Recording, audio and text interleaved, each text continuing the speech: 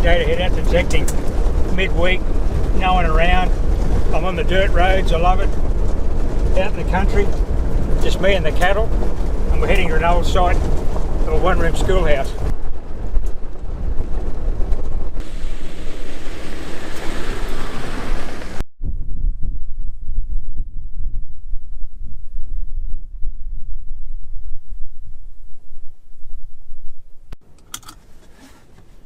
Well, g'day everyone, it's Warren here from NQ Explorers. We've arrived on site, and the site is an old one-room schoolhouse, no, one or two room, very small building that was built in the late 1800s into the early 1900s when it was established and abandoned, or it was discontinued, if you like, and abandoned and then finally demolished in the 60s, which was typical of a lot of these remote rural schoolhouses, because they were everywhere. All over these, up and down these valleys. There's actually no township here, it was just a remote school for the local populace. And of course, as the bus routes developed in the 50s, they closed these schools and moved the kids into bigger schools. I was here probably 12 months ago, and the grass was quite long. It's quite nice now. It's we've had a lot of rain, but I think there's cattle in this paddock. It's public land, but I think the cattle do graze it. It's not too bad at all. I found a few coins last time. Might have got a couple of silvers. I can't remember. I'll have to re-watch my earlier video. I vowed to bring Colleen here. Still haven't done it, so I don't want to get too greedy today. I'll do a couple of hours and see how we go, and just cherry pick a few targets and leave most of them here if I can. There's not much left of the old place. It's just it's a rural junction in the middle of a farming area. Gravel roads. There's one corner post left from the old schoolyard and the remnants of the lunch shed slab, and that's all that's here. I guess it would have catered for about 15 to 20 kids. I'm not really sure. That's why it was never really viable. There was no school teacher's house here, as was the case in some of the larger places. A lot of the times these early schools, if you're a male, you were provided with accommodation. If you're female, you had to find your own. Work that out. We're talking about 1910, of course. But so what would happen is if there was a female teacher here, and I might actually research this because it'd be documented, she would have to board at a local farm house, maybe rent a room from a local farmer at her own expense, and then get herself to school. I guess on a horse, because there would have been no... Well, the motor vehicles were here, but there's no way a young school teacher, fresh out of teachers college, would own a car in 1920. So, yeah, the males for some reason were given board. I don't know why they didn't do it for the females. But anyway, so long story short, there was no school teacher's residence. I don't know where the school teachers stayed. I guess it was only one. I doubt there would have been two. Anyway, enough of that talk. Let's go out and have a bit of a crack. I've got the AT Max with me today, and we'll see if we can dig up a bit of lunch money the kids might have dropped. Let's go. Okay, today I'm using the Garrett AT Max. You can see the screen there in the glare. Is that better? I'm in custom mode, which is what I prefer to use. I've got 30 points of iron. I don't think there's a lot of iron here. I could drop that back and maybe eliminate it eventually. Sensitivity's on 7. And I've got the smaller 5x8 coil, which is kind of my preferred coil, double D. I don't expect any depth on targets here. It's a heavy clay, a hillside clay. And I don't need to cover a lot of ground. I mean, the whole school's 2 acres. So I want to get into the target clutters and areas where I'm getting a lot of targets, so I need target separation on a smaller coil. So anyway, that's what I'm using today at the old schoolhouse. Okay, first live dig of the day coming up here. I've dug a couple of lead tops off roofing nails, which are a 5862 signal. I'll dig that in case it's a gold sovereign. This looks pretty good though. It's a mid-80s signal. Could be silver. Let's have a look.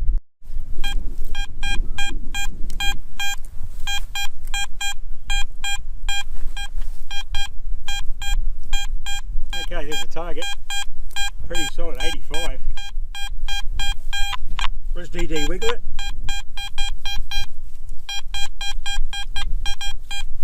There.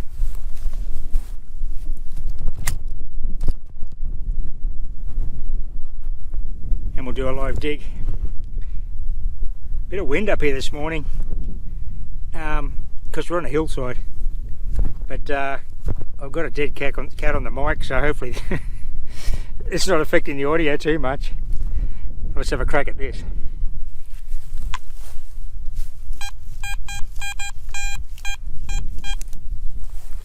In the shadow of the camera and the dead cat there. Boy, it's dry out here now. Must be 12 months since I've been here.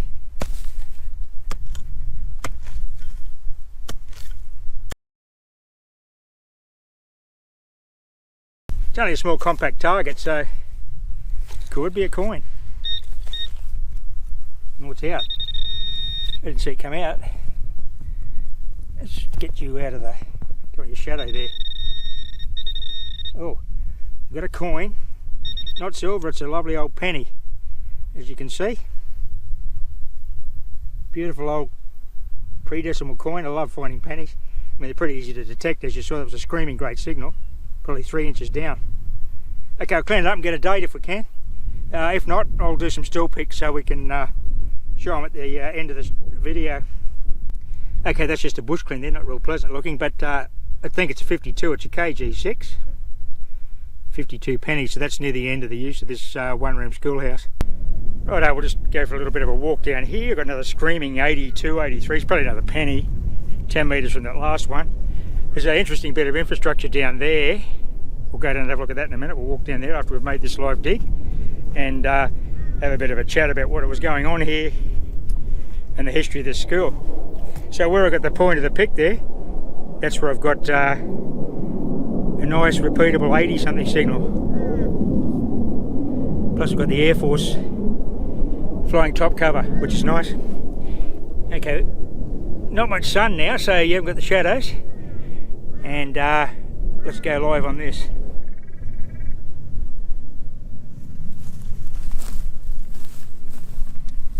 Okay.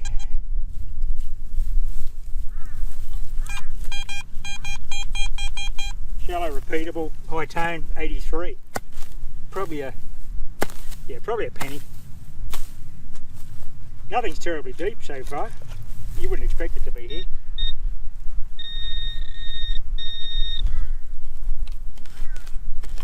Just scratch away here. It'll come out in a lump of clay or something like that. No, it's not a penny. Was too large a target, I suppose, in the end. It's an old lid. No, it's not a pocket watch part, is it? Could be. I think it's a lid though. Oh, it's pretty solid. Oh, no, it's got holes in the top. It's probably an old pepper shaker or something from the school tuck shop. Okay, so down here, this is the school block. You can see, hope it's visible, there's a corner post there. That's the old school boundary. One room schoolhouse, perhaps two. It was only a very small building. Sitting unusually diagonally at an intersection of two country roads. I say unusually because usually they're built square to the street, but this one wasn't. I've seen the old imagery before it was demolished, the post-World War II stuff. So this concrete slab is the little lunch shed for the kids. You can see that's late 1800s, early 1900s. It's pretty deteriorated. One end's collapsed for some unknown reason. Just made it a local stone for the aggregate. That there is not concrete. I think it's a block of sandstone. I don't know what the purpose of that was. You can see it's been poured in sections. It's spalling away here because it's well over 100 years old.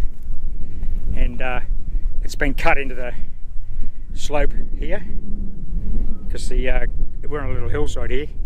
That's why we're getting this beautiful southeasterly wind, nice and cool today. Absolutely beautiful country. Great place to sit and have your lunch when you're a little tacker, or even now when I'm metal detecting. We'll have a drink and a bit of lunch here later on. Of course I didn't do a live dig when it was critical to do so. I was actually heading towards those two old stunted peppercorn trees there, which would have been great shade for the kids in the day. I say stunted because they're very old and I think they're struggling on this clayey hillside. Obviously no one's caring for them anymore. It's just Mother Nature and the rain when they get it. But anyway, yeah, so I've got a penny here at quite a good depth. It's about 7 inches down. Can't see any details on that. It looks like it's another kangaroo. It doesn't appear to be a Commonwealth penny. Of course, I could be wrong. Hopefully I'm wrong. I'll give it a quick bush clean and we'll see what we've got here. Yeah, it is a KG6 kangaroo. I can't see any details. The clay's sort of sticking to it. I'll do a still photography run at the end of the finds I've got here, and subtitle some dates. That'll be late 40s, early 50s. It's not a QE2, so it's they're unlikely to find a QE2 coin here. Actually, the school was gone by the time she ascended the throne, so mostly they'll be KG5, KG6, and maybe some Edwards if we're lucky. Of course, when you think about these old school sites, kids in the 1920s and the 1930s and earlier, well, they had no money. A lot of them, especially in Queensland, they're coming to school barefoot.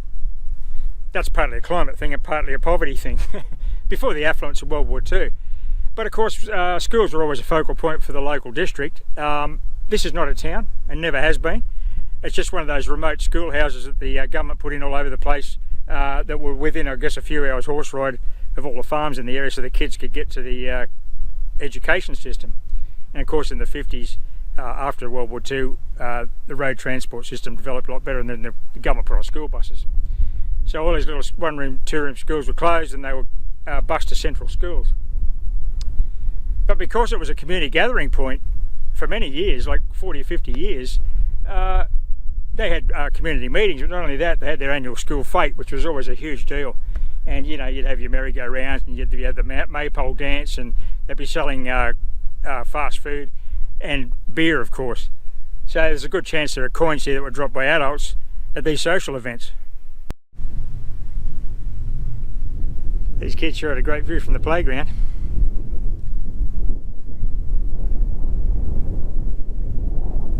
Okay, just got a great target response, but it's a little bit unusual for the site.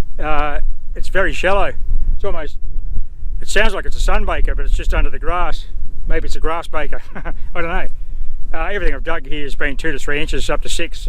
Nothing too shallow, but of course cattle in the paddock can turn the soil over, and when it's wet, I guess it's pretty boggy. Let's go and have a look at this target. Okay, this is the shallow target at the point of the pick, so we'll go live. I don't think it's going to be much digging involved.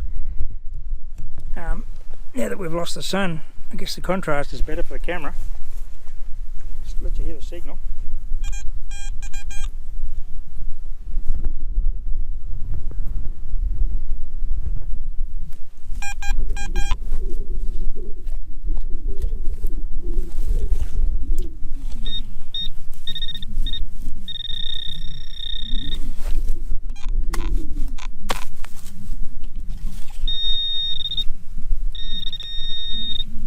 What have we got here? Lots of clay, hard clay.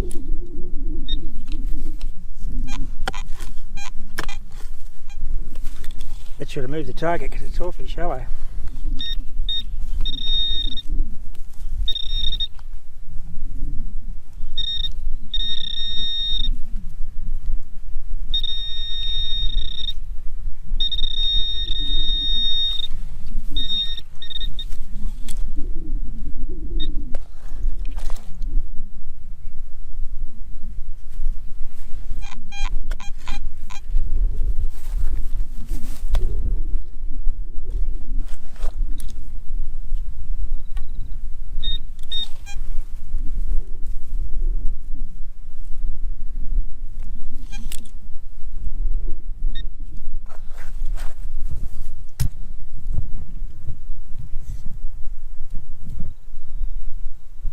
Okay, well there it is. It's a penny. Pretty messy live dig. Boy, that sounded. It must have been sitting flat at the soil because it was an absolute screaming signal. It sounded like it was just under the coil, but it was probably 3 inches down. A little bit crusty, this one. We'll give it a bush clean and put it in the bag. A little bit of edge cancer you can see there. We're saving these coins in time. Okay, it's another kangaroo. I think it's another 50s coin, another KG6.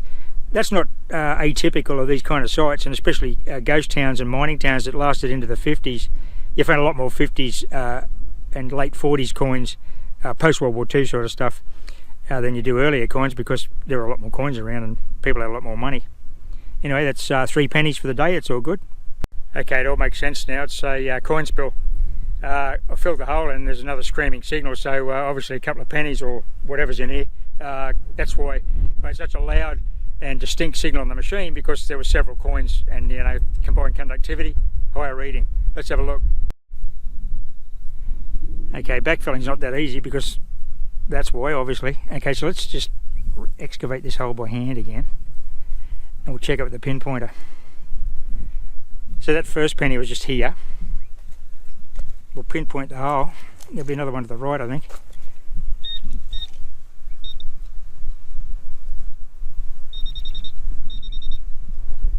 Oh, it's deep. Yeah.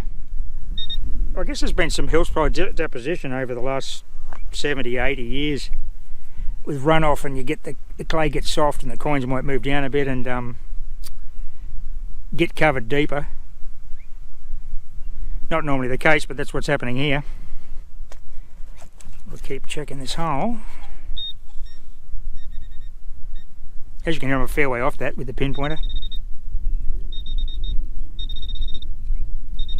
There. Down here somewhere. Okay, we'll go back into action with the pick and see what comes out.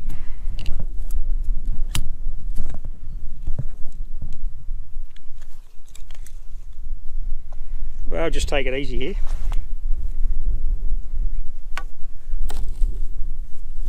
I'll just take this side off. That should get him. It could be a clay bulge situation.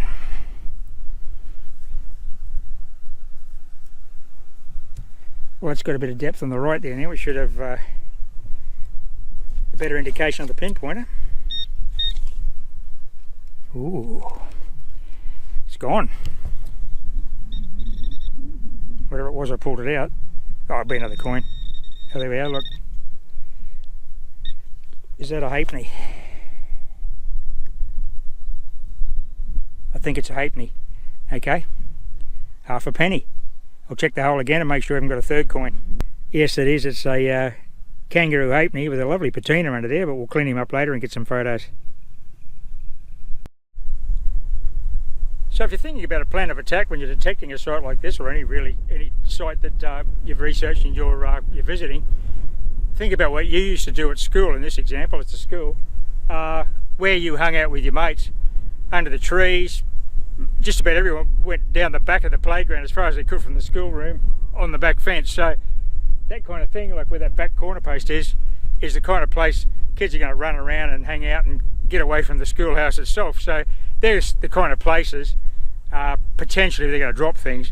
And actually today the coins I've got have all been in the one area away from the building, which is pretty junky actually. There's a lot of roof nails there, along the fence line. So I mean, that's the place to look and think about how you'd approach it, or how you would have acted if you were living back in the day in this spot and where you would have hung out. So anyway, that's worked out well today. I've enjoyed that. 4 coins isn't too bad. No silver. I think I got silver here last time. I'm not sure. I might have got a threepence or a sixpence. Not necessarily a lot of silver in these old sites anyway, the schoolhouses anyway. Not early silver. So I'm going to leave it at that. I don't want to get too greedy. I've got to bring Colleen back here yet, and I've been here twice without her. So I'll wrap it up and I'll head home. Thanks for watching and happy fossicking. Bye for now.